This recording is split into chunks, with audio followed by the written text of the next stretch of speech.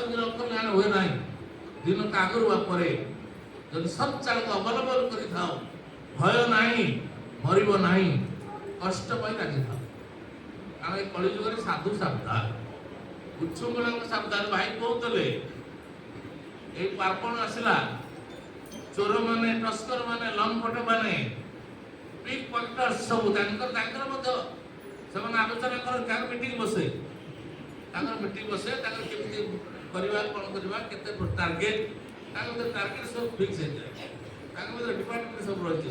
ଇଏ ତୁ କେତେ ଦେବୁ, ତୁ କେତେ ଦେବୁ। ମୋର ଗୋଟେ ସାଙ୍ଗ ଜଷ୍ଟ କହିବୁ, ମୋର ଡାକ୍ତର ସାଙ୍ଗ ଦରଭଙ୍ଗା ୟୁନିଭର୍ସିଟିରେ ଗୋଟେ କଲ୍ କରିଥିଲା ଯିବ ବୋଲି। ସେ ଟିକେ ଭାରି ମାନେ ସଦାଚାରୀ ପିଲାଟା, ନିରାମିଷ ଆସି ଠାକୁର ଦୀକ୍ଷା ନୁହଁ, ଅନ୍ୟ ସମ୍ପ୍ରଦାୟ ଥିଲା। ସେ ଗୋଟେ ମାନେ ଏଇ ରେଲୱେରେ ଯାଉଛି, ରେଲୱେ ପାଇଖାନା ଟଏଲେଟ୍ ଯିବା ମଧ୍ୟ ଇଚ୍ଛା ନାହିଁ। ରେଲୱେରେ ଗୋଟେ ରୋଷା ପଚାରିଲା କି କେତେ ସମୟ ରେଲୱେଟା ରହିବ, ଟ୍ରେନ୍ଟା ନା ଅଧଘଣ୍ଟା ରହିବ, ନା ପାଖରେ ପୋଖରୀ କୋଉଠି ଅଛି, ନା ଏ ପାଖରେ ପୋଖରୀ ଅଛି। ସେ ଯାଇକି ତାର ଲୁଗାପଟା ସବୁ ନେଇକି ପୋଖରୀ କୂଳରେ ରଖିଦେଇକି ଲାଲ ଗାମୁଛାଟା ପିନ୍ଧିକି ଟଏଲେଟ୍ ଗଲା। ଶୌଚ ହେଲା, ଆସିଲା ବେଳକୁ ସେ ଜିନିଷ ନାହିଁ, କିଛି ନାହିଁ। କ'ଣ କରିବୁ?